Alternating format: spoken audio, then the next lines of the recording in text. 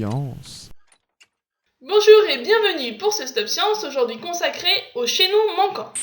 Vous aurez certainement remarqué que plusieurs de nos vidéos traitent de l'évolution de l'homme, mais que nous n'avons pas beaucoup parlé de fossiles d'hommes préhistoriques.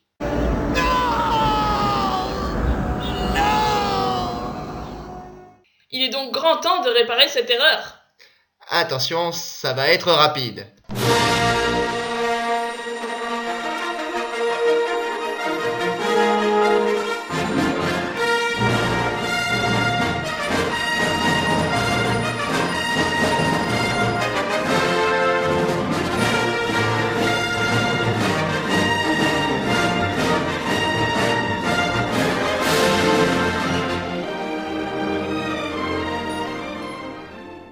Voilà qui est fait.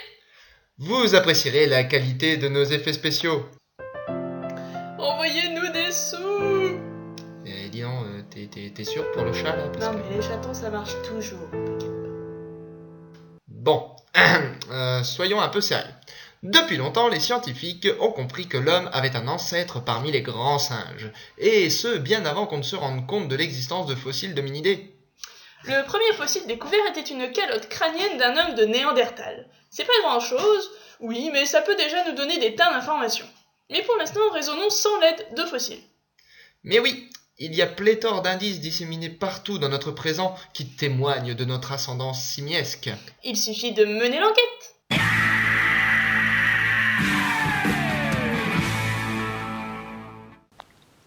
Déjà, enquêtons du côté du miroir.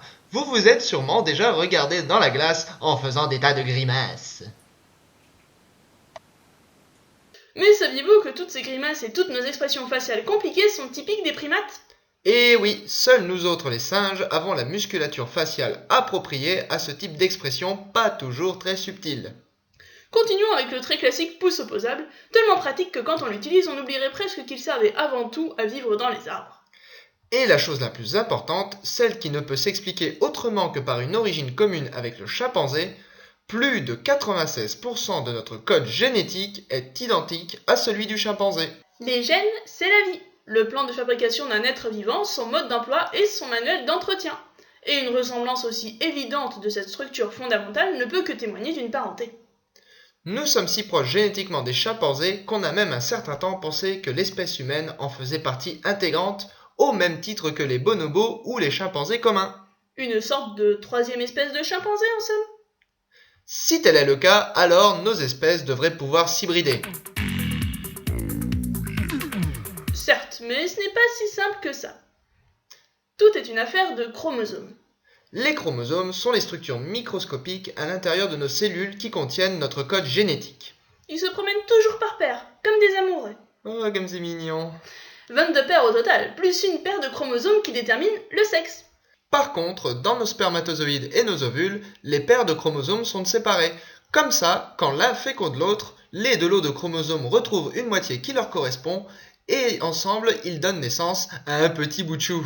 Ou un petit démon. Ça, c'était chez l'homme. Maintenant, chez le chimpanzé, il y a un hic. Notre code génétique et le leur sont certes très similaires, mais le leur n'est pas réparti sur 22 paires de chromosomes comme nous, il en a 23. En fait, l'équivalent de notre chromosome 2 est divisé en deux chromosomes plus petits chez les chimpanzés.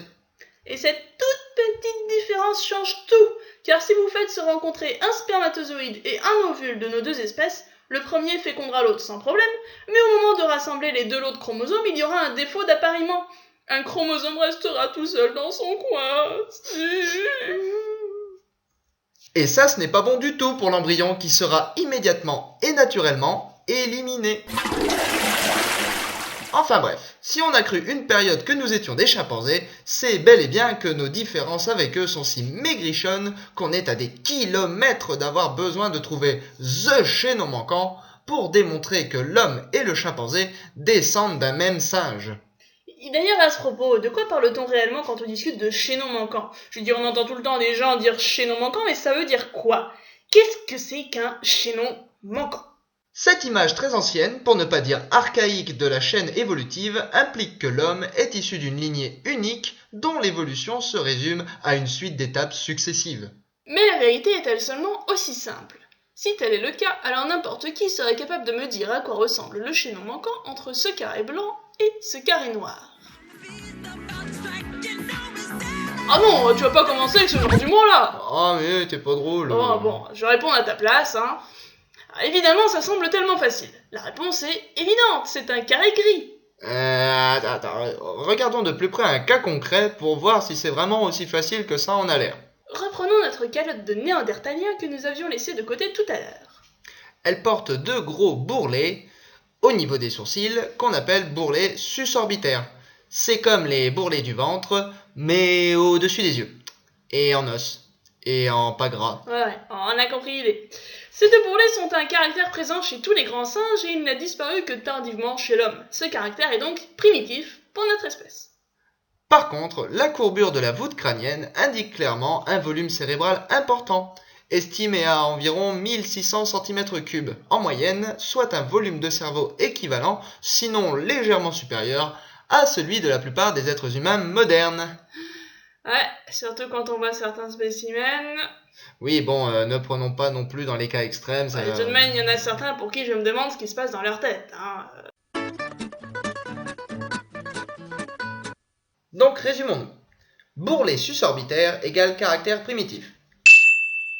Volume cérébral important égale caractère dérivé.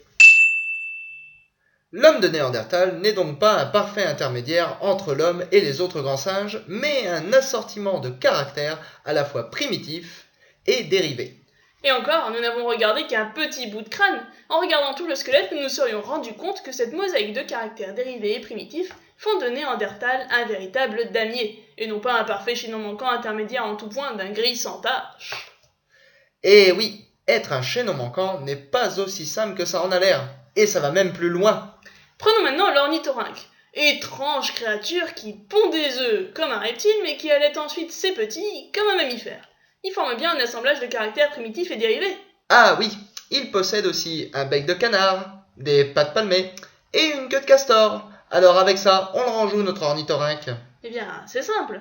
Ces caractères sont des adaptations de cet animal au milieu aquatique. Elles lui sont donc propres. Ce qui fait de l'ornithorynque un organisme à part entière. À cause de ces caractéristiques particulières dues au mode de vie amphibie, l'ornithorynque ne peut être placé comme un chaînon manquant sur une ligne reliant les mammifères aux reptiles. Il ne peut s'agir que d'une branche divergente de mammifères s'étant séparée très tôt durant notre histoire, avant que n'apparaisse le placenta. Et cela peut être généralisé à tous les soi-disant chaînons manquants, comme à l'homme de Néandertal, qui a à l'espèce humaine ce que l'ornithorynque est aux mammifères, une branche divergente, mais qui cette fois présente des caractéristiques qui montrent qu'il s'est adapté au froid. Finalement, je ne suis plus si sûr que cette représentation linéaire soit une très bonne idée.